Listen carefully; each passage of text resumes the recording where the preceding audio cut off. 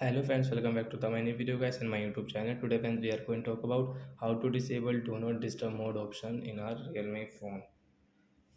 Friends, how can you remove this moon icon on your screen guys? You can see on your screen guys, you can see this moon icon and guys your phone is not ringing. So guys, how can you solve this problem in your Realme phone? In this video friends, I am going to show you guys. So before starting video friends, first of all go and subscribe the channel, click the bell icon, like my video. So then first of all open your phone setting to disable your do not disturb mode. Then scroll it. Friends, you can see sound and vibration setting. Friends, tap here.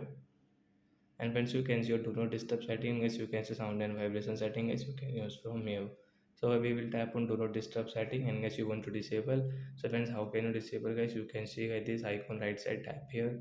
So guys, your moon icon will remove, and guys, your ringing and guys your vibrate problem will solve. So your phone will ring and vibrate.